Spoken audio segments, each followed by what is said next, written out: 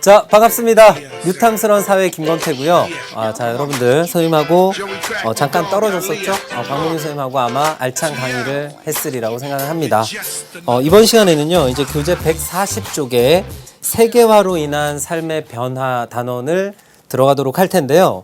이게 아마 선생님 우리 그때 일반사회 파트에 앞에서 공부했을 때 글로벌 경제 파트가 있었는데 내용이 많이 비슷한 것 같아요. 이렇게 물어보는 친구들이 분명히 있을 겁니다. 맞아요. 비슷합니다. 30강에 우리 글로벌 경제 할 때 세계화로 인한 어떤 경제적 양상, 그리고 장점과 문제점, 그리고 대응책 이런 것들 우리가 공부를 했었단 말이죠. 근데 이렇게 생각하시면 될 것 같아요. 이게 지금 지리 파트에서 세계화로 인한 삶의 변화 단원이 지리 파트에서 이제 지리적인 측면에서 좀 소개가 되고 있다. 근데 그럼에도 불구하고 결국에 내용의 요소는 거기서 거기다. 그러니까 별로 차이는 없어요. 그렇지만 포인트, 그러니까 바라보는 어떤 시각과 각도가 조금 다릅니다. 근데 이제 선생님 그럼 이게 지리인가요? 여기서 선생님이 등장한 이유는 이게 지리 파트가 아니고 일반 사회 파트입니다. 그게 왜 그러냐면요. 이게 결국에는 경제 문제가 녹아있기 때문에 뒤로 조금만 넘어가 볼까요? 그러면 144페이지를 보면 여기에 환율 얘기가 나오잖아요. 물론 환율 얘기도 한 번은 살짝 건드린 적이 있죠. 그 얘기를 조금 구체적으로 공부하는 단원이다. 이렇게 바라봐 주시면 되겠습니다. 자, 오늘의 궁금증은 없어요. 왜냐하면 궁금한 게 없잖아요. 여러분들 선생님 이거 우리 그때 공부했던 거니까 오늘의 궁금증 대신에 선생님 이걸 한번 가지고 왔습니다. 자, 딱 보니까 영어 딱 읽을 줄 아시죠? 소치입니다. 소치. 2014년 요 깃발을 뭐라고 하나요? 오륜기라고 이야기하죠. 이게 대륙을 얘기하는 거예요. 대륙을. 소치 동계올림픽의 엠블럼이라고 합니다. 엠블렘 로고입니다. 자, 그 다음에 여기 앞에 요 부분이요. 이게 런던 올림픽. 이거는 하계 올림픽이죠. 이건 동계올림픽이고. 런던 올림픽이 2012년에 있었고요. 2014년 소치. 그다음 2년 간격으로 동계 하계 이렇게 올림픽을 합니다. 이 근대 올림픽의 창시자가 누구죠? 여러분들 그런 것까지 아실 필요는 없어요. 선생님이 알기 때문에 그냥 지식 자랑하는 겁니다. 쿠베르탱이에요. 쿠베르탱. 선생님 어렸을 때 위인전 같은 데서 막 근대 올림픽의 창시자에서 읽었던 기억이 나는데요. 우리 올림픽이라는 건 그 아테네에서 그 전쟁 때 어떤 뭐 그리스 군사가 이렇게 42.195를 뭐 달렸다 하면서 막 마라톤 그런 얘기 아시죠? 고대도 올림픽이 있었어요. 근데 여기서 말하는 건 이제 근대 올림픽입니다. 자, 우리가 2012년 런던 올림픽에 우리나라 선수단의 규모가 300명 정도 돼요. 우리나라 선수들이 300명이 조금 못되게 선수단을 꾸려가지고 갔습니다. 뭐 그 임원진들이 있죠? 스태프들. 뭐 기자들까지 하면 수천 명이 런던에 갔어요. 수천 명이. 소치 때도 마찬가지예요. 소치 때도 우리 뭐 최근이니까 굉장히 기억이 생생하시죠? 굉장히 많은 사람들이 소치에 가서 올림픽 취재도 하고요. 실시간으로 막 방송도 우리가 보고요. 이렇게 합니다. 선생님이 세계화 단원을 설명하면서 우리가 세계화라는 게 결국에는 뭐죠? 국가 간의 국경의 장벽이 허물어지고 국가 간의 친밀도가 높아졌다. 교류가 증가했다. 문화의 교환이 많아졌다. 또는 상품의 교역이 늘어났다. 이런 것들이 우리가 다 세계화다. 이렇게 이야기를 합니다. 그래서 우리가 세계화 하면 선생님은 제일 많이 떠오르는 게 올림픽이에요. 이제 올림픽 얘기가 나왔으니까 2012년 런던 올림픽 때 런던까지 얼마나 걸렸을까요? 보통 비행기 타고 뭐 한 10시간 걸립니다. 10시간. 근데 1948년에요. 런던에서 올림픽을 했었어요. 1948년. 우리나라가 이 태극기를 달고 처음으로 나갔던 올림픽이 1948년 런던 올림픽입니다. 그러니까 우리한테는 거의 48년에서 2012년이니까 몇 년 만에 다시 간 건가요? 52에다가 12. 한 64년 만에 다시 런던 땅을 선수단이 간 겁니다. 근데 48년도 때는요. 며칠 걸려서 런던에 갔대요. 배를 타고 일본으로 가고요. 일본에서 다시 뭐 어디까지 가고요. 어디에서 어디까지 비행기를 갈아타고요. 거의 한 2박 3일에 걸쳐서 런던에 도착을 했답니다. 그것도 인원이 한 50명 되는 선수단이 그렇게 갔었답니다. 한 60년 사이에 세상이 어떻게 됐나요? 굉장히 넓어졌죠. 선생님, 세상이 좁아지고 있잖아요. 물론 세상이 좁아지고 있습니다. 선생님이 넓어졌다고 얘기하는 건요. 우리의 활동 무대가 넓어졌다는 거예요. 세계는 점점 좁아지고 있죠. 시간, 공간, 거리가 단축되고 있습니다. 맞죠? 교통과 통신이 발달하면서 선생님 좀 교과서적인 얘기 좀 할게요. 교통과 통신이 발달하면서 시공간 거리가 단축이 되면서 세상이 좁아지고 있고 우리의 삶의 무대는 넓어지고 있다 하는 그런 얘기도 올림픽을 통해서 또 생각을 해볼 수가 있겠네요. 60년 사이에 참 많은 게 달라졌습니다. 자, 그 다음 보이시나요? 한번 읽어보세요. 노키아입니다. 노키아. 노키아 회사가 엄청 큰 회사였어요. 다국적 기업. 우리가 이렇게 얘기하는데요. 국적이 여러 개인 기업이다. 그러니까 뭐 그런 의미가 아니라 여러 나라를 무대로 장사를 하는, 영업을 하는 그런 회사들을 우리가 다국적 기업이다. 이렇게 이야기합니다. 우리나라에도 다국적 기업들이 있죠. 예를 들면 뭐 삼성이나 현대나 이런 회사들은 세계적으로 굉장히 유명한 회사들이에요. 그래서 선생님이 언젠가 한번 동남아시아에 베트남 이런 데 가니까요. 삼성전자 그 로고 광고판 이런 게 엄청 많습니다. 뭐 삼성뿐만 아니라 현대, LG 뭐 굉장하지요. 이런 이제 다국적 기업인데요. 이건 핀란드의 노키아라는 전자제품 회사가 있었습니다. 선생님 왜 있었다고 얘기하냐면요. 이 회사가 이제 세계 핸드폰 시장이 우리가 2G폰일 때는 이 노키아의 핸드폰이요. 전 세계 핸드폰 점유의 한 30%, 40%까지 점유를 했었대요. 그 당시에 미국에 모토로라라는 회사가 있었죠. 모토로라랑 핀란드의 노키아가 양대 산맥이었어요. 그런데 이 노키아가 스마트폰 시장이 열리면서 노키아가 좀 많이 쇠락을 하게 된 거죠. 자, 그런데 이제 노키아라는 회사가 원래는 이제 핀란드의 그 냉대림을 이용한 제지 산업을 했던 회사에서 출발을 했었답니다. 선생님 이것도 뭐 지식 자랑하는 거예요. 여기서 뭐 큰 의미는 없고. 이 노키아가 선생님이 동유럽을 한번 간 적이 있습니다. 동유럽을 갔더니 거기 어떤 학생들 한 10대 정도 되는 어떤 학생들이요. 이게 한 10년 된 얘기인데 선생님이 한국에서 왔다고 하니까 코리안이다 얘기를 하니까 핸드폰을 막 이렇게 노키아 핸드폰을 선생님한테 막 보여주는 거예요. 그래서 얘가 뭔가 착각을 하고 있구나. 노키아가 우리나라 회사가 아닌데 왜 노키아를 이렇게 보여주지? 하고 이 노키아는 한국 게 아니다 이야기를 했어요. 선생님이 막 짧은 영어로 이야기를 했습니다. 그랬더니 그 친구가 배터리 있는데 뒤에를 이렇게 빼가지고 보여주는 거예요. 거기 보니까 메이드 인 코리아라고 돼 있는 겁니다. 그래서 선생님이 깜짝 놀랐어요. 이게 아니 노키아가 핀란드 회사인데 이게 왜 메이드 인 코리아야? 내가 우리나라 회사인데 잘못 알고 있었나? 막 순간 엄청 혼란스러웠습니다. 근데 나중에 와서 찾아보니까 우리 마산에 노키아 공장이 있어요. 이 핀란드 회사인데 마산에 노키아 공장이 있는 겁니다. 그래서 선생님이 자료를 막 조사를 해보니까 노키아 공장이 전 세계에 120개국에 있습니다. 그리고 실제로 노키아 핸드폰의 영업망이 150국에 걸쳐져 있었던 거예요. 우리가 보통 전 세계 나라가 몇 개국이냐 하면 얘기하면 뭐 200여 국이다 이렇게 이야기를 하잖아요. 전 세계 그냥 곳곳에 노키아가 들어가 있었던 겁니다. 근데 이제 스마트폰 시장이 열리면서 노키아가 마이크로소프트사 알죠? 빌 게이츠의 마이크로소프트사에 이제 인수합병이 되면서 마산 공장도 문을 닫게 됐어요. 며칠 전에 이제 마산 공장의 이제 그 폐업이 완전히 결정이 됐는데요. 자, 이렇게 이제 다국적 기업들의 활동만 보더라도 선생님 뭐 에피소드를 말씀드리려고 노키아를 가져왔던 거고요. 이 세계화를 우리가 여기서 볼 수 있다는 거죠. 세계화의 흐름을 여기서 확인할 수 있다는 거죠. 이제 한 기업이라는 게 그 나라에 국한된 기업들은 사실 많지가 않습니다. 우리가 그 회사가 어느 나라 회사냐 이걸 물어보는 게 사실 의미가 많이 없어졌다는 거예요. 우리 예를 들면 애플 있죠. 애플이라는 회사가 있습니다. 미국 회사예요. 그렇지만 애플의 그런 여러 가지 공장이나 아니면 애플의 부품을 납품하는 회사들은 아시아권에 굉장히 많습니다. 그러니까 물론 미국 회사지만 세계 여러 나라에서 그 생산 활동을 하고 있다. 그러니까 여러분들 보세요. 옛날에 선생님 이 얘기 잠깐 드릴게요. 여러분들 부모님들한테 한번 여쭤보세요. 우리나라의 국내 총생산, 국민 총생산이 뭐죠? 하면 예전에 교과서에는 GNP라고 나왔었어요. GNP. 국민총생산입니다. 국민총생산. 여러분들 부모님들은 다 이렇게 알고 계실 거예요. 국민총생산.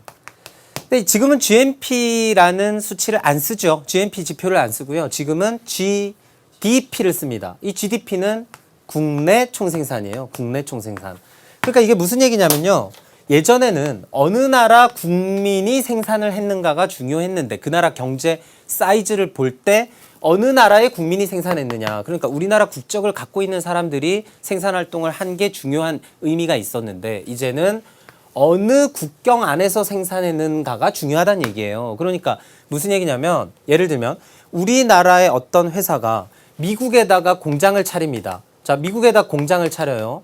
그러면 어느 나라 경제가 일단 활성화될까요? 미국에다 공장을 차리면 미국의 근로자들을 고용을 하겠죠. 그러면 그 지역의 경제가 살아난단 말이에요. 그러니까 이제는 누가 했느냐가 중요한 게 아니라 어디서 생산활동을 했는가가 중요한 세상이 되었다. 그러니까 국적의 의미보다는 where, 어디서 생산했느냐가 중요해졌다. 이게 바로 세계화의 어떤 세계화가 가져온 큰 변화의 흐름입니다. 그러니까 어느 나라 회사인가가 이제는 중요한 게 아니죠. 그 회사의 공장이 어디 있느냐. 이게 더 중요한 의미를 갖게 되었다는 거예요. 자, 일단 그렇게 해서 이제 노키아 얘기도 한번 드려봤고요. 노키아가 얼마나 이 시가총액이 컸냐면요. 그 핀란드 주식시장 전체 3분의 1을 차지하고 있었던 회사가 노키아예요. 근데 지금은 몰락했죠. 그러니까 그런 것도 옛날에 이런 회사가 있었다 하는 거 말씀드리고요. 자, 그 다음에 굉장히 유명한 영화의 포스터입니다. 뭐죠? 스노우 피어서, 이 피어싱 하는 거 있죠? 피어싱, 귀에다가 이렇게 뚫는 거 있죠? 뚫는 거. 피어스라는 게 뚫는 거예요. 그러니까 관통한 거예요. 눈을 관통하면서 가는 거. 이게 뭐죠? 설국열차입니다. 이게 프랑스의 만화를 원작으로 해서 만들어진 건 여러분들 아시죠? 프랑스 만화를 원작으로 했는데요. 이게 외국에 개봉될 때는 이런 포스터로 개봉이 됐고요. 그 다음에 중국에 이게 개봉을 할 때는요. 여러분들 한자 이거 읽으실 수 있나요? 말세 열차입니다. 말세 열차. 그러니까 세상의 끝을 향해서 뭐 달려가고 있는 열차다. 뭐 이런 의미예요. 말세. 여러분들 뭐 말세다 말세다 이런 얘기 하잖아요. 이름이 좀 웃기죠? 말세 열차입니다. 그래서 스노우피어서. 이게 우리나라의 설국열차예요. 설국열차 포스터죠. 근데 이제 주인공이 송강호 씨다. 이렇게 돼 있는데요. 여기 보니까 외국 배우들도 굉장히 많이 나오죠. 이게 한국 영화인가요? 한국 영화입니까? 아, 물론 한국 영화예요. 봉준호 감독님이 제작 이렇게 만든 한국 영화입니다. 뭐 자본금도 거의 다 한국 자본금이 들어간 한국 영화예요. 근데 실제로 한국에서 벌어들인 수익만큼이나 해외 판권으로 벌어들인 수익이 또 어마어마하지요. 그러니까 이게 한국 영화인가 뭐 어느 나라의 국적의 영화인가 이런 것들이 사실은 의미가 없어지고 있는 그런 추세에 있다는 거죠. 결국에는 이 영화가 한국에서 한국 자본으로 한국 감독과 한국의 주연 배우가 만든 영화지만 외국 배우들도 굉장히 많이 나오고 결국엔 외국 시장을 겨냥해서 만든 영화다. 물론 우리나라 시장도 같이 생각했겠지만 그래서 이것도 역시 세계화의 사례입니다. 뭐 예전에 뭐 그 신성일 씨, 엄앵란 씨 나왔던 그 시절 있죠. 그 시절에는 영화가 그냥 우리나라 안에서만 개봉하기 위해서 만들었었죠. 근데 이제는 세계 시장을 항상 생각하고 제작을 합니다. 드라마도 마찬가지죠. 드라마 만들 때 그런 요소들을 자꾸 집어넣는 거예요. 해외 판권 팔 때 이런 것들을 좀 생각을 하면서 외국 사람들이 좋아할 만한 요소들도 많이 또 집어넣고 이렇게 해서 이제 생산을 합니다. 드라마 제작을 합니다. 그러니까 그것도 다 세계화의 한 흐름 속에서 우리가 생각할 수 있는 거죠. 자, 그 다음에 요거 한번 보여드릴게요. 며칠 전에 굉장히 뉴스에 많이 나왔던 건데요. 여러분들 이 지금 화면이 약간 흐리긴 한데 이 유니폼 이거 어디 유니폼인지 아시나요? 축구 좋아하시는 친구들은 뭐 당연히 알 겁니다. 바르셀로나 메시 아시죠? 이 선수는 메시는 아니고 다니엘 알베스라는 선수인데요. 며칠 전에 일어났었던 일이에요. 이 선수가 지금 여러분도 보시다시피 백인 선수는 아닙니다. 이제 스페인의 리그에 브라질 선수예요. 다니엘 알베스 국적이 브라질입니다. 뭐 이제 월드컵에도 나올 테고요. 근데 이 선수가 이제 코너킥을 차러 딱 왔는데 관중들이 굉장히 매너 없게 이 선수한테 바나나를 막 던진 겁니다. 근데 이날만 이랬던 게 아니고요. 원래 이렇게 유색인종 선수들이 오면 그 스페인의 백인 관중들이 그렇게 비하하는 의미로 너네들은 원숭이 같이 생겼으니까 바나나 먹어라 하고 이렇게 던진다는 거예요. 진짜 아직까지도 이런 사람이 있다는 게 진짜 말이 안 된다 이런 생각도 듭니다. 근데 이제 이 알베스 선수가 이걸 아주 의연하게 이렇게 바나나를 들고 경기 중에 이렇게 깝니다. 그리고 그거를 먹었어요. 한 입 베어 물고 아주 멋있게 코너킥을 했습니다. 그러고 나니까 이제 이 사건이 딱 이제 전 세계 막 생중계가 됐을 거 아니에요. 스페인 이거 유명하니까 막 실시간 생중계 하죠. 그래서 이걸 보고 사람들이 막 이제 인증샷을 막 찍는 거예요. 나도 바나나 먹는다, 나도 원숭이다 하면서 막 그렇게 SNS에서 막 활성화가 된 겁니다. 이제 그런 어떤 퍼포먼스가. 그러면서 뭐 네이마르 다른 선수들도 막 바나나 퍼포먼스를 같이 하고 이렇게 했어요. 이게 퍼지는데 하루가 채 안 걸렸습니다. 이 사건이 있고 나서 실시간으로 계속 이게 전 세계에 그냥 전파가 되는 거죠. 이것도 세계화의 한 흐름이죠. 결국에는 어떤 나라에, 그러니까 스페인의 여기가 뭐 비아레알하고 경기를 했으니까 뭐 어디 구장에서 했는지 모르겠어요. 그렇지만 스페인의 어떤 한 곳에서 일어났던 사건이 전 세계에 파급되는데 0. 며칠 걸렸다. 채 하루가 걸리지 않았다. 이런 얘기입니다. 그만큼 우리가 세계가 하나로 이렇게 좁아지고 있는 그런 세상에서 살고 있다 하는 걸 말씀을 드리고요. 자, 그 다음에 여기에 아까 바나나가 잠깐 나왔었죠.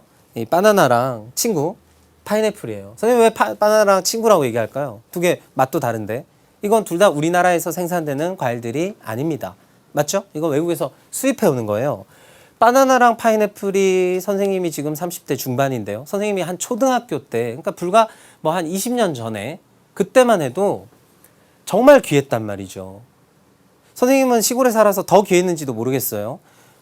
어느 정도였냐면 친척집이 서울에 있으면 외할머니가 서울에 친척집 갔다 오시면서 파인애플 한 통 사오셨어요. 그러면 진짜 신기한 거죠. 이게 이렇게 생긴 과일이 뭐 TV에서는 본 적이 있지만 실제로 파인애플이 내 눈앞에 있었던 그 순간을 선생님이 잊을 수가 없습니다. 굉장히 신기했던 기억이 납니다. 지금은 뭐 며칠에 한 통씩 선생님 먹습니다. 파인애플 굉장히 좋아하는데요. 그만큼 수입 시장이 개방되기 전에는 이런 과일들을 우리가 이용하기가 좀 어려웠다는 거죠. 이 파인애플에 대한 일화가 하나 있는데요. 그 프랑스의 절대 군주 루이 14세 있죠. 루이 14세가 이 파인애플을 종자를 들여와 가지고 프랑스에서 처음으로 재배를 했답니다. 그게 이제 루이 14세 때인데요. 그래서 이 파인애플 맛을 보고 싶어 가지고요. 신하들한테 파인애플을 하나 가지고 와라 했는데 이걸 먹는 방법을 몰랐던 거예요. 그래서 파인애플 껍질 얼마나 딱딱하고 막 그렇습니까? 근데 이걸 그냥 사과 먹듯이 이렇게 베어 물었답니다. 루이 14세가. 루이 14세면 그때 당시에 정말 어마어마한 절대 군주였잖아요. 그걸 딱 베어 무니까 입안이 완전히 다 상처 투성이가 된 겁니다. 파인애플을 그냥 먹었으니까. 그래서 루이 14세가 화가 잔뜩 나가지고 프랑스에서 파인애플 재배를 금지시킵니다. 뭐 그런 사건도 있었어요, 실제로. 그래서 몇 년간 파인애플 재배가 금지됐었던 뭐 그런 일화가 있습니다. 자, 그 다음에 요즘 선생님 또 굉장히 좋아하는 칠레산 청포도인데요. 이 칠레와 우리나라가 무역을 농산물에 대한 그런 무역 협정 이런 것들을 통해서 칠레산 농산물이 우리나라에 막 들어옵니다. 여러분들 혹시 자유무역 협정 뭔지 아시나요? 자유무역 협정 FTA입니다. FTA. 그래서 그런 것들을 통해서 우리가 소비자의 입장에서는 굉장히 다양한 상품을 선택할 수 있는 기회가 생긴 거고요. 그런데 이제 그것만 우리가 생각하면 외국산 농산물이 막 들어오니까 싸게 맛있는 걸 많이 먹을 수 있어 좋아 이렇게만 생각하면 사실 너무 단편만 보는 거고요. 사실 이로 인한 문제점도 굉장히 많죠. 예를 들면 우리나라의 과수농가가 굉장히 경쟁력의 좀 어떤 저하 이런 위기를 겪고 있다. 물론 장기적으로 보면요. 그런 것들에서 살아남기 위한 어떤 품종 개량과 기술 개발을 위한 노력, 당도 유지를 위한 어떤 노력 이런 것들을 통해서 경쟁력을 키워나갈 수도 있겠지만 사실은 쉽지 않은 일이죠. 맞죠? 그러니까 우리가 교과서적으로는 우리 농업의 경쟁력을 높이기 위해서 뭐 유기농가 어떤 고급화, 친환경 무슨 농산물 이런 식으로 접근을 하지만 사실은 말처럼 쉬운 문제는 좀 아닐 겁니다. 그래서 FTA 같은 것들을 체결을 할 때 그거에 대한 찬성하는 입장과 반대하는 입장이 분명히 공존한다는 거 이런 것도 우리가 한번 생각해 볼 수가 있겠네요. 자, 우리가 외국산 농산물을 수입하는 이유는 뭘까요? 우리 농가의 어려움을 우리가 감내하면서도 FTA를 하는 이유는 뭘까요? 결국 우리의 수출 품목을 관세 없이 수출할 수 있는 이런 길을 또 확보하기 위함이니까 이걸 무조건 FTA가 뭐 좋다 나쁘다 이런 얘기를 여기서 단칼에 베어서 이야기를 드릴 수는 없습니다.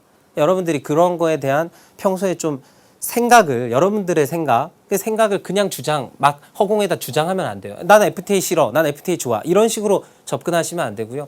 근거를 명확하게 여러분들 갖고 있어야 돼요. 내가 FTA를 찬성하는 이유는 말이야 하면서 근거를 좀 댈 줄 알아야 된다. 평소에 뉴스나 신문을 통해서 이런 얘기가 나올 때 좀 관심을 지속적으로 갖는 게 사회 공부의 출발입니다. 교과서에서만 공부해가지고는 절대로 이 사회 현상을 이해하기가 좀 어려워요. 자, 그 말씀 드리고요. 결국 이런 것도 세계화의 한 흐름이다. 그렇게 볼 수가 있고요. 자, 그 다음 사진인데요. 인천공항에서 어딘가를 향해서 날아가는 이륙하는 비행기입니다. 자, 인천공항이요. 2000년 이후에 개항을 했죠. 2001년입니다. 정확하게 2001년에 문을 열었어요. 그래서 지금까지 2012년도에 누적 그 이용객 수가 3억 명을 돌파했습니다. 3억 명. 여러분 생각해 보세요. 우리나라 인구가 얼마죠? 5천만이에요. 3억이면 우리나라 인구 사이즈의 한 6배가 되는 인원이 인천공항을 이용했다. 10몇 년 동안. 물론 인천공항에서 제주도로 가는 비행기도 있습니다. 인천공항에서 제주도로 가나요? 선생님 잘 모르겠네요. 국내선 인천공항에서 가나요? 여러분들 한번 그런 것도 궁금하죠. 선생님들 얘기를 하다 보니까 이거 확실하지가 않네요. 인천국제공항이니까 국제선만 있나요? 예전에는 인천공항 있기 전에는 무슨 공항 이용했나요? 김포공항 이용했습니다. 지금은 김포공항에서 국제선도 나가고 국내선도 나가요. 근데 인천공항은 선생님은 지금까지 인천공항에서 국내선을 이용한 적은 없으니까 국내선이 있는지 없는지 잘 모르겠네요. 자, 아무튼 인천공항에 하루 평균 뜨고 내리는 비행기가 몇 대쯤 될까요? 여러분들 좀 호기심이 생기지 않나요? 선생님이 부천 사는데요. 가끔 이렇게 지나가다 보면 김포 쪽을 지나가다 보면 비행기가 진짜 막 이렇게 착륙할 때가 있습니다. 굉장히 가까이에. 그럼 신호대기 이렇게 걸렸다가 비행기가 쭉 떨어지면 떨어진다는 게 추락한다는 게 아니라 이렇게 착륙을 시도하면 이렇게 굉장히 가까워지죠. 그러면 무슨 생각이 드냐면 저 사람들은 어디 갔다 올까? 저 안에는 사람들이 몇 명이나 타고 있을까? 막 그런 생각이 들어요.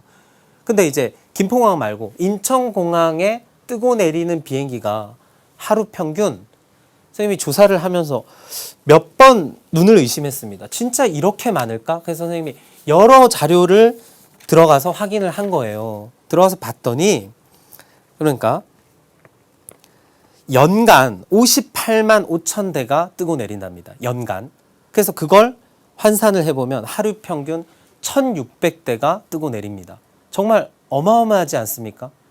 하루 평균 1600대가 뜨고 내리는 거예요. 근데 그 중에서 국내선도 있네요. 국제선이 38만 대, 국내선이 20만 대. 그러니까 1년에. 그래서 그걸 하루 평균으로 내면 국제선만 하루에 1000대가 뜨는 거예요. 선생님 계산해 보니까 하루에 국제선만 1000대가 뜨고 내립니다. 뭐 내리는 것도 있고 뜨는 것도 있겠죠. 하여튼 이용하는 비행기가 1000대예요. 와, 정말 많죠? 나가는 사람도 많고 들어오는 사람도 많고. 그래서 자료를 보니까 정말 어마어마하다. 이런 생각이 듭니다. 자, 선생님 다음 자료 하나 보여드릴게요. 요거는 이제 부산 항만의 모습인데요. 부산뿐만이겠습니까? 항만이 우리나라에 항만을 끼고 있는 도시들이 굉장히 많죠. 여기에 지금 자세히 보시면요. 여기에 지금 장난감처럼 생겼지만 어마어마한 크기의 컨테이너 박스들이 여기에 이렇게 깔려 있는 겁니다. 그래서 컨테이너를 하역하는 뭐 크레인도 있고요. 그래서 그걸 갖고 화물선들이 드나들죠. 이 컨테이너 하나하나마다 얼마나 많은 수출품과 또 들어오는 수입품들이 실릴까요? 그런 것들을 생각해 보면 우리의 세계화는 정말 어마어마한 속도로 진행이 되고 있다. 그렇게 우리가 생각해 볼 수가 있습니다. 선생님, 세계화로 인한 어떤 긍정적 영향, 부정적 영향 이런 거 왜 수업 안 하시고 이런 스토리텔링 식으로 하시나요? 여러분들 30강을 한번 보세요. 30강에 보면 세계화로 인한 어떤 양상과 장단점 이런 것들은 선생님이 충분히 그 강의에서 말씀을 드렸어요. 오늘은 실질적으로 우리가 얼마나 많은 세계화에 얼마나 진전된 세계화 속에 살고 있는가 이런 것들을 중심으로 말씀을 드리는 거예요. 자, 그 다음에 통계 자료 하나만 더 보여드릴게요. 2013년에 출입국 사무소의 통계 자료입니다. 한 해에 출입국자가 5천만 명이 넘어요. 그러니까 우리나라 전체 인구보다도 더 많은 사람들이 출국하고 입국했다는 얘기예요. 그걸 더하면 우리나라 인구보다 더 많다는 얘기입니다. 정말 어마어마하죠. 이 중에 우리나라 국민은 3천만 명이래요. 아니, 와, 정말 선생님이 자꾸 뭐 어마어마하다 이렇게 얘기하는데 5천만 명 중에 3천만 명이면 그럼 5명 중에 3명? 선생님, 내 주변에는 그렇게 많이 해외로 나가고 막 여행 가고 이런 사람 그렇게 많지는 않은데요. 그러니까 이거는 뭐냐면요. 중복집계가 된 거죠. 물론 선생님 친구 같은 경우에는 지금 수출입 은행에 근무하는 친구가 있는데요. 한 해에 출장을 한 5번 갑니다. 뭐 러시아, 뭐 아프리카 이렇게 출장을 가요. 그러면 이제 5명으로 집계가 되는 거죠. 어쨌든 그렇게 중복 집계하더라도 이 숫자는 정말 어메이징합니다. 정말 많죠? 5천만 중에 어쨌든 3천만 명. 그러니까 외국인도 2,400만 명. 그러니까 우리나라에 들어오는 외국인들이 그렇게 많은가? 선생님 주변에 길에 보면 우리나라는 별로 외국 사람 없는데요. 근데 사실 이 인원 중에는 많은 숫자가 이제 제주도에 찾아오는 중국과 일본 관광객들, 그리고 뭐 제주도뿐만 아니라 뭐 서울로도 많이 오죠. 지방 도시들로도 여행객들이 많이 옵니다. 그래서 이 중에 중국인들이 굉장히 많아요. 근데 우리가 이런 걸 좀 생각해 볼 수가 있다는 거예요. 예를 들면 엔화의 가치가 올라가면요, 일본 관광객들이 우리나라로 굉장히 많이 들어옵니다. 왜냐하면 엔화의 가치가 올라간다는 건 똑같은 엔화를 가지고 우리나라에 와서 원화로 더 많은 원화를 쓸 수 있다는 거죠. 그러니까 예전에는 라면을 한 그릇 사 먹을 수 있는데 엔화의 가치가 올라가면 라면 하나에다가 김밥 한 줄까지 더 먹을 수 있게 되었다. 그러니까 일본 사람들 입장에서는 한국 가면 굉장히 저렴해요. 이렇게 생각이 드는 거죠. 자, 위안화의 가치가 올라가면 어떻게 될까요? 위안화는 중국 돈이니까 중국 관광객들이 많이 들어오게 되는 겁니다. 그러면 역으로 엔화의 가치가 올라가고 위안화의 가치가 올라가면 우리나라 관광객들은 많이 갈까요? 그러면 우리나라 관광객들은 더 부담스러워지는 거죠. 엔화의 가치가 올라간다? 상대적으로 원화의 가치는 떨어진다는 거예요.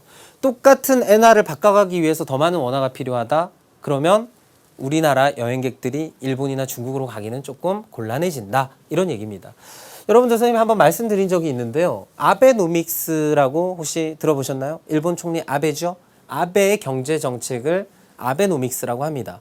일본의 경제가 장기 침체돼 있는 상황이기 때문에 그 장기 침체를 벗어나기 위해서 양적 완화라는 정책을 씁니다. 이 양적 완화 선생님 한번 설명드린 적 있어요. 다시 한번 말씀드릴게요. 돈을 찍어내서 푼다 이렇게 생각하시면 돼요. 경제가 안 좋다는 얘기는 사람들이 투자를 안 하고 소비를 안 한다는 얘기예요. 그럼 사람들이 많이 투자하고 소비하게 하려면 돈을 많이 줘야 되겠죠. 그러니까 돈을 찍어내서 풀면 사람들의 지갑이 두꺼워지니까 투자도 늘어나고 소비도 늘어나면 경제가 활성화된다. 이게 아베노믹스의 핵심이에요. 근데 돈을 많이 찍어내면 돈의 가치는 어떻게 될까요? 떨어집니다. 돈을 많이 찍어내면 돈의 가치가 떨어져요. 이 세상 모든 것들이 다 그래요. 많아지면 가치는 떨어집니다. 희소할수록 가치가 흔한 거예요. 선생님 이 분필 쓰다가 부러지면 별로 안 아깝습니다. 왜냐하면 이거 많거든요. 그 얘기예요. 근데 이게 하나밖에 없다. 선생님이 이거 강의 중에 하나만 준비를 해가지고 하나밖에 없다. 그럼 이거 굉장히 소중한 거죠. 똑같습니다. 일본 돈이 많아지면 일본 돈의 가치가 떨어집니다. 그럼 우리나라 돈의 가치가 높아지면 한국 사람들이 일본 여행 가기는 더 좋아진다는 거죠. 근데 최근에 이제 엔화의 가치가 떨어지니까 여행 가기가 좋은데 일본에 그 원전 사고가 있었잖아요. 그래서 원전 사고 때문에 일본에 가면 뭐 방사능 수치가 올라가서 뭐 안 좋다 이런 얘기 때문에 이제 관광객이 뭐 급증하진 않았습니다만 어쨌든 그런 여러 가지 요인들이 복합적으로 작용한다는 거죠. 그래서 그런 것도 여러분들이 조금 판단할 수 있어야 되겠습니다. 자, 우리나라 방문한 외국인 입국자는 총 188개 국가에서 우리나라를 방문했대요. 거의 세계 모든 나라 사람들이 우리나라로 방문을 했다. 이런 얘기죠. 2012년 대비 9.6% 증가했다. 여러분들 이런 수치를 딱 보시면요. 9.6% 증가했다? 에이, 별로 안 증가했네. 예를 들면 10%. 1,000원짜리 과자가 1,100원이 됐다. 아예 100원밖에 안 올랐네. 이런 생각이 들죠? 근데 보세요. 1, 10, 100, 1000, 만, 10만, 100만, 1000만.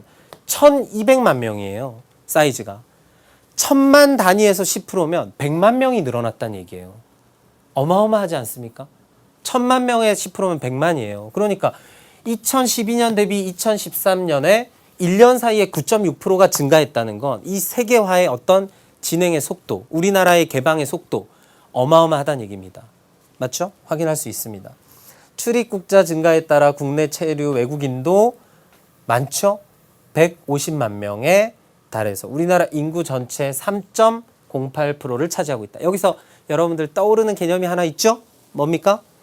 전체 인구의 외국인의 인구가 2%가 넘어가면 우리는 그걸 무슨 사회라고 하죠?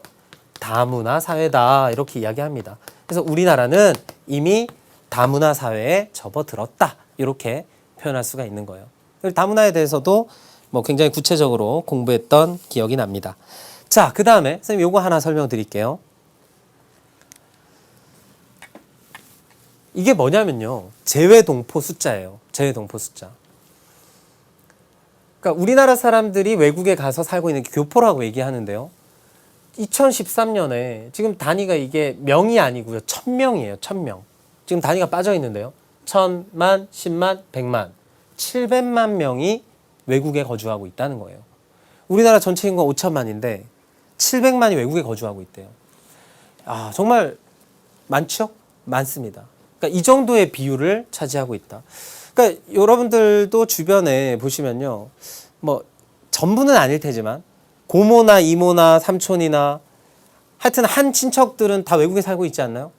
그렇지 않습니까? 선생님 볼 때는 주변에 거의 그런 것 같아요. 선생님도 외삼촌이 노르웨이에 사십니다. 그러니까 이런 식으로 우리나라의 기업들이 많이 해외로 진출해 있고 또 유학생들 숫자도 굉장히 많고 어학연수다 뭐다 해가지고 외국에 나가서 거주하는 사람들이 굉장히 많다는 거죠. 이게 바로 세계화의 증거입니다. 자, 지금까지 이제 세계화의 어떤 양상에 대해서 선생님이 말씀을 드렸고요. 우리가 이제 교과서 내용을 조금 공부를 할게요. 이거 간단하게 좀 살펴보도록 할 건데요. 140페이지에 보면 세계화의 의미는 너무 뻔하죠? 세계화라는 건 뭐죠? 세계로 문이 열리고 있다. 국경의 의미가 점차 약해지고 있다. 이게 바로 세계화입니다. 근데 이제 각 분야별 의미에 갖고 공간적 의미, 경제적 의미, 문화적 측면 이렇게 나누는데 사실 그거 나누는 건 중요하지 않아요. 여러분들 타이틀 앞에 붙여갖고 이거는 공간적 의미의 세계화야, 이거는 경제적 의미의 세계화야 이런 거 구분하실 필요 없습니다. 선생님 말씀 들으세요. 그런 거 구분하지 마시고 중요한 포인트만 짚고 갈게요. 우리가 경제적 측면에서의 세계화를 한번 살펴볼 텐데요. 선생님 30강에서도 경제적 측면에서 주로 말씀을 했잖아요. 근데 왜 문화적이나 공간적에 좀 더 포커스를 맞추지 왜 또 경제적입니까? 이게 제일 중요해요. 선생님 말씀드릴게요. 경제적 측면에서의 세계화는 크게 두 가지로 볼 수 있는데요. 하나는 상품의 이동, 상품 거래. 그러니까 상품 거래를 우리는 쉽게 얘기하면 무역이죠. 상품 거래의 확대입니다. 이게 일단 첫 번째고요. 그러면 여기서 이제 나오는 뭐 긍정적 영향과 부정적 영향은 쭉 나오면 돼요. 예를 들면 자, 한번 말씀만 드려볼게요. 상품 거래 확대로 우리가 외국산 상품을 이용할 수 있게 되었다. 소비자 입장에서 상품 선택의 폭이 넓어졌다. 이런 식으로 접근하시면 되고요. 부정적 측면도 우리가 좀 살펴볼 수 있는데요. 예를 들면 우리나라의 경쟁력이 조금 약한 기업들이 외국 기업들과 경쟁하게 되면 순식간에 어떻게 될 수 있다. 몰락하거나 도태될 수 있다. 이런 어떤 부정적 측면이 있어요. 그런데 여기서 조금 더 나가서 그런 경쟁 속에서 살아남아서 혁신이 일어나고 기술 개발에 투자를 많이 하면 경쟁력이 더 커질 수 있다. 그래서 부정적 측면에서 오히려 긍정적 측면으로 전환될 수 있다. 이런 것도 우리가 좀 생각해 볼 필요가 있다는 거죠. 자, 그리고 두 번째는요. 상품 거래가 아니라 생산 요소의 거래가 증가하고 있다. 자, 생산 요소의 거래가 증가하고 있다. 커지고 있다. 이렇게 한번 해볼게요. 이 생산 요소라는 건 뭡니까? 생산 요소는 토지, 노동, 자본이에요. 자, 그 중에서 토지는 이동될 수 있나요? 우리나라 토지가 미국으로 건너갈 수 있나요? 그건 말이 안 되죠. 그러니까 토지는 아니고 노동과 자본의 거래가 확대되고 있다는 거죠. 그런데 여기서 우리가 생각해 볼 수 있는 건 노동의 거래가 확대되고 있다? 그럼 저임금 외국인 노동자들이 우리나라에 많이 들어오면 우리 경제에 어떤 도움이 되는 측면이 분명히 있겠죠. 그런데 문제는 우리나라의 일자리, 한정돼 있는 일자리에 그들이 들어오면 우리의 일자리는 적어진다. 그러니까 우리 국적의 국민들이 이용이라고 표현하긴 그렇고요. 가질 수 있는 일자리가 줄어들게 된다. 이런 얘기죠. 그러니까 그런 것들도 좀 이제 동전의 양면이에요. 이런 측면도 있고 저런 측면도 있다. 좋은 측면도 있고 부정적 측면도 있다. 자, 그 다음에 중요한 포인트는 자본의 이동이죠. 자본의 이동. 여러분들 혹시 그 용어 기억나시나요? 단기적 성격을 갖는 투기적 자본. 우리나라에 탁 들어왔다가 주가 딱 띄워놓고 팔고 나가는 이런 자본을 뭐라 하죠? 그런 자본들은 굉장히 뜨거운 돈들입니다. 왜냐하면 금방 들어왔다 나가야 되니까 뜨겁잖아요. 그래서 핫머니라고 해요. 핫머니. 뜨거운 돈이다. 자, 핫머니들이 들어오게 되면요. 이런 겁니다. 장기적으로 봤을 때 우리나라에 그러니까 치고 빠지는 그런 자본들 말고 진짜 건전한 자본들, 우리나라에 지속적이고 장기적인 관점에서 들어오는 그런 자본들은 우리 경제에 분명히 활력이 되죠. 그런데 문제는 치고 빠지는 자본들은 우리 주가나 어떤 우리의 외환 시장을 혼란스럽게 만드는 주범이다. 이렇게 또 볼 수가 있는 거예요. 선생님 하나만 말씀드릴게요. 자, 외국 자본이 우리나라에 들어옵니다. 외국 자본이 우리나라에 들어와요. 이걸 가지고 해외 저축이라고 합니다. 선생님 왜 여기서 이제 뜸을 들였냐면요. 우리가 해외 투자라는 표현은 우리나라가 외국에다가 돈 빌려주는 걸 해외 투자라 해요. 이해되시나요? 그럼 해외 투자 말 나왔으니까 이거 한마디 드릴게요. 해외 투자가 많아지면 우리나라 외국에다가 돈을 많이 빌려주면 그럼 그 얘기는 이 돈이 우리나라에서 돌았다면 우리 경제 활력소가 됐을 텐데 외국으로 가게 되면 예를 들면 외국에서 공장이 세워지면 아까 뭐라 그랬죠? 미국의 공장이 세워지면 우리 경제에 영향이 있는 게 아니라 미국 경제에 영향이 있다. 그러니까 해외 투자가 많아져서 우리의 자본이 외국으로 많이 빠져나가게 되면 우리의 경제가 좀 침체되는 그런 우려가 또 생길 수도 있다는 겁니다. 선생님이 왜 수도 있다고 얘기하나요? 꼭 그런 건 아니니까. 그러니까 그런 측면을 여러분들 좀 이해하시라는 거예요. 자, 물론 해외 투자가 좋은 결과를 가져와서 우리나라로 다시 그 자본금이 들어온다면 우리나라의 부가 점점 많아지겠죠. 그런 측면도 우리가 또 생각해 볼 수가 있고요. 자, 선생님 아까 드리려던 말씀. 외국에서 우리나라에다가 돈을 투자한다. 그럼 우리나라의 입장에서는 그건 해외 저축이다 이렇게 표현하는데요. 이 해외 저축 자본이 우리나라에 많이 들어오게 되면요. 그럼 일단 환율이 어떻게 될까요? 선생님 환율은 아직 안 배웠는데요. 오케이 좋습니다. 여러분들 생각할 수 있는 수준에서 선생님 말씀드릴게요. 환율이라는 건 외국 돈과 우리나라 돈의 교환 비율이죠. 우리나라 시장에 우리나라 외환 시장에 외국 돈이 많아지면 다시 우리나라 외환 시장에 외국 돈이 많아지면 외화의 가치가 어떻게 될까요? 선생님 아까 드렸던 말씀. 뭐든지 개수가 많아지면 수가 많아지면 가치는 떨어진다. 외화가 많아지면 외화의 가치는 떨어진다. 그러니까 환율이 하락하는 거예요. 그러니까 외환 시장에 일단 영향이 있다는 거죠. 외환 시장에 영향이 있다. 이해되시나요? 자, 그 다음에 환율이 하락하고 나면 보세요. 1달러에 1,000원 하다가 자, 1달러에 2,000원 하다가 1달러에 1,000원으로 바뀝니다. 자, 이게 환율의 하락이죠. 자, 1달러에 2,000원 할 때 외국 자본이 다시 자금을 회수하는 상황을 선생님 설명을 드리는 거예요. 2,000원을 만들어야 1달러를 가지고 나갈 수 있죠. 무슨 얘기인지 아시나요? 우리나라 이제 투자를 했었어요. 그랬다가 2,000원어치 뭔가 자산을 팔면 1달러를 갖고 나갈 수 있었죠. 근데 1달러에 1,000원이 되면 1,000원어치만 팔아도 1달러가 된다는 얘기예요. 그러면 2,000원짜리 자산은 몇 달러가 되나요? 2달러가 되죠. 그러니까 환율이 하락하면 외국 자본이 또 빠져나가게 되는 거예요. 그러니까 이런 겁니다. 외국 자본의 입장에 생각하면 우리나라에 투자하죠? 그랬다가 환율 떨어지면 빼가는 거예요. 그러면 이득을 벌어가지고 나가는 겁니다. 그러니까 우리나라 외환 시장과 우리나라 주식 시장이 이 외국 자본에 좀 취약하다. 그러니까 이런 점을 우리나라 정부 관계자들도 잘 알고 계셔요. 선생님도 알고 있는데 정부 관계자들 왜 모르겠습니까? 다 알고 있습니다. 그래서 그런 것들을 좀 제도적으로 정비하는 그런 시스템들이 좀 필요합니다. 물론 지금도 많이 구축하고 있고 잘 갖춰진 제도들이 있어요. 근데 이제 세상이 변하면 제도도 따라서 변해야죠. 그래서 세계화의 어떤 흐름에서 우리가 앞으로 어떤 대응책을 수립해 나갈 것인가 이런 것들에 대한 포인트를 여러분들 수준에서는 아직 생각을 하기는 좀 어렵겠지만 그런 대응을 하는 사람들이 있을 때 그거에 좀 관심을 좀 가지시라는 거예요. 아, 요런 게 있구나 하는. 신문을 좀 많이 보셔야 되는데 요즘은 활자로 된 신문을 집에서 거의 안 보시죠. 그러니까 여러분들이 스마트폰 그거 참 좋은 그 공부의 어떤 도구입니다. 여러분도 공부할 때 그 스마트폰과 게임만 하지 마시고 그런 어떤 기사.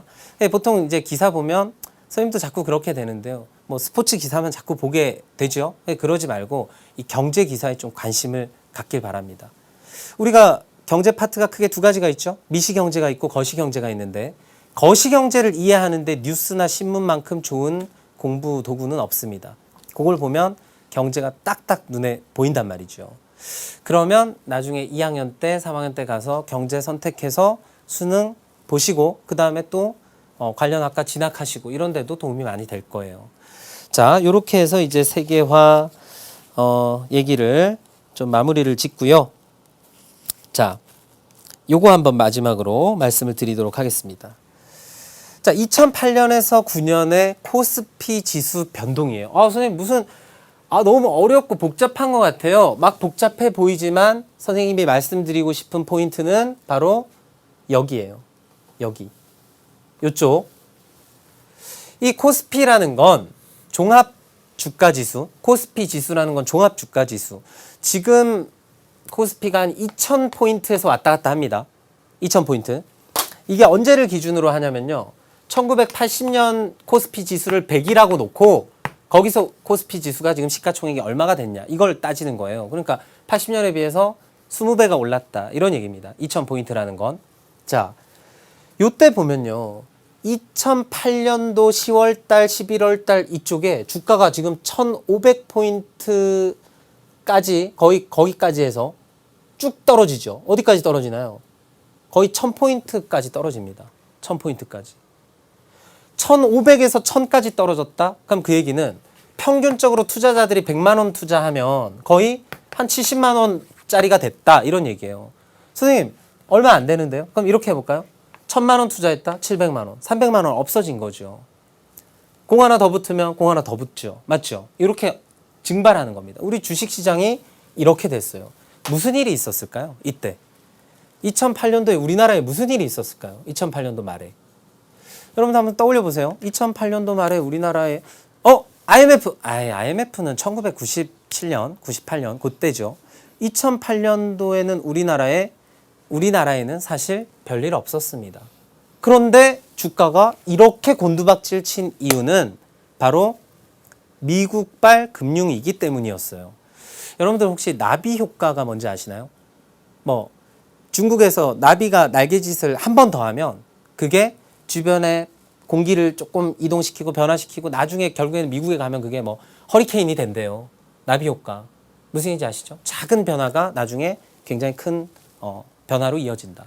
근데 이 나비 효과보다 이건 훨씬 더 파급력이 큰 미국에서 시작된 금융위기의 날개짓이 우리나라에 오는데 며칠 안 걸렸습니다. 며칠이 뭡니까? 미국 주식시장이 변하면 그 다음날 우리나라 주식시장이 따라서 변해요.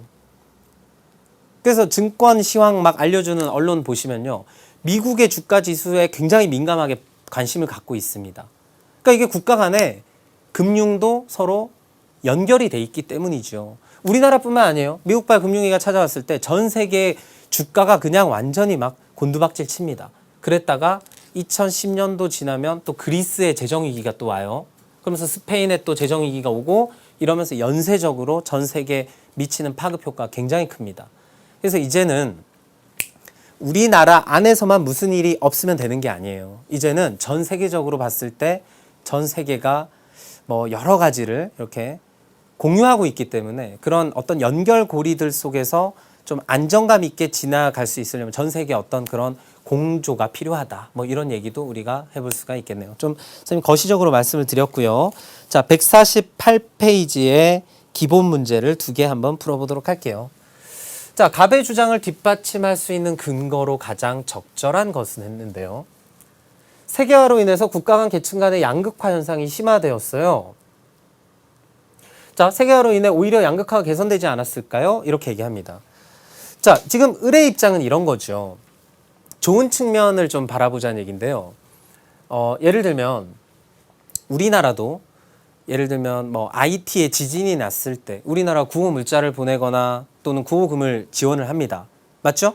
세계화로 인해서 다른 나라의 문제를 관심을 갖게 되면서 양극화가 개선되지 않았을까요? 잘 사는 나라들이 못 사는 나라를 많이 도와주지 않을까요? 지금 을의 입장이고요. 갑은 뭐라 그러나요? 세계화로 인해서 국가 간, 계층 간의 양극화 현상이 심화되었어요. 그러니까 결국엔 세계화라는 게 이런 주장도 있습니다. 세계화라는 게 결국에는 강대국들, 선진국들을 위한 것이 아니냐. 결국에는 여러분들 시장을 개방해 보세요. 팔 게 있는 나라들만 좋은 거죠. 시장을 개방했는데 예를 들면 선생님 뭐 어떤 특정 나라를 비하하는 건 아니고 아프리카에 어떤 뭐 못 사는 나라가 있습니다.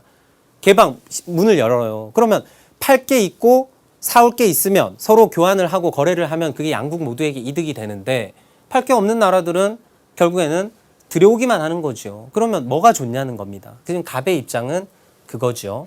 결국 무한 경쟁 속에서 경쟁력을 갖추지 못한 후진국가 기업은 도태될 수밖에 없다. 선생님 다음 시간에요. 비교 우위에 대해서 잠깐 설명을 드릴 텐데요. 우리나라는 예를 들면 중국에 반도체 팔고 중국에서 농산물 들여옵니다. 이걸 이제 비교 우위에 의한 상호 교환이다, 무역이다 이렇게 설명하는데요. 중국과 우리나라는 그래도 하나씩 팔 게 있죠. 근데 팔 게 없는 나라들은 세계화가 결국 결코 반갑지 않다. 이런 얘기로 귀결시킬 수가 있습니다. 자, 그 다음 2번 볼게요. 다음과 같은 현상으로 나타날 수 있는 문제점을 보기에서 고른 것은 초국적 기업의 부상이다. 아까 초국적 기업을 다른 말로 뭐라고 표현했었나요? 다국적 기업. 똑같은 말이에요. 국적을 초월한 기업들이 부상하고 있다, 뜨고 있다 이런 얘기고요. 정보통신 기술의 혁신적 발전, 다양하고 이질적인 문화 간의 교류 증대. 그럼 결국엔 이걸 다 묶으면 이게 뭐죠? 이게 바로 세계화입니다. 자, 그러면 세계화로 인해 나타날 수 있는 문제점을 골라라. 시장과 자본의 독점을 초래할 수 있다. 이게 방금 얘기했던 아까 좀 전 문제에서 얘기했던 누구의 입장이죠? 갑의 입장과 똑같습니다. 시장을 결국에는 선진국들이 독점할 수 있다. 그 다음에 민간기구, 국제기구 등의 역할이 축소될 수 있다. 아무래도 세계화가 되면 그 국가 간의 어떤 그 소통과 균형을 위해서 중간에 노력을 하는 그런 민간기구나 국제기구의 역할이 더 커지겠죠. 그 다음 국제사회에서 국가 상호 의존성이 감소될 수 있다. 이거는 여러분들 용어 정리를 좀 하시라는 거예요. 국가 간의 상호 의존성이라는 얘기는 서로 문을 열고 서로 친해질수록 상호 의존성이 더 커진다. 이런 얘기입니다. 그래서 감소가 아니고요. 문화 다국적 기업의 활동으로 후진국의 문화적 정체성이 위협받을 수 있다. 그러니까 결국에는 아까 상품 시장하고 똑같아요. 문화를 서로 교환합니다. 그러면 문화 제국주의 현상 같은 것들이 나타날 수 있다는 거죠. 예를 들면 헐리우드 시장이 열립니다. 그러니까 영화 시장이 열려요. 그러면 미국의 헐리우드 영화가 막 전 세계로 뻗어나갈 겁니다. 그러면 영화 산업이 다른 나라의 영화 산업이 위축될 수도 있다. 이런 얘기죠. 그래서 문화 다국적 기업의 활동으로 후진국의 문화적 정체성이 위협받을 수 있다. 요것도 맞는 설명입니다. 그래서 답은 기억, 리을이네요. 기억, 리을. 요렇게 세계화를 정리를 했고요. 자, 이번 시간에는 선생님이 뭐 개념에 초점을 맞추기보다는 그냥 스토리텔링으로 우리의 세계화가 어느 정도 진행되어 있는 상황에서 우리가 살고 있느냐. 여러분들 막상 뭐 살고 있지만 세계화에 대해서 막 느끼지는 못하죠. 근데 선생님 오늘 몇 가지 말씀을 드린 예를 통해서 우리가 굉장히 세계가 하나로 통합되어 가고 있구나 하는 그런 생각이 좀 드셨을 겁니다. 자, 이번 시간의 내용은 별로 없었지만 다음 시간에는 중요한 개념이 있는 강좌가 되겠습니다. 국제거래의 확대, 비교 우위를 선생님 잠깐 설명을 드리도록 할게요. 자, 오늘 수고 많으셨고요. 다음 시간에 만나도록 하겠습니다. 수고하셨습니다.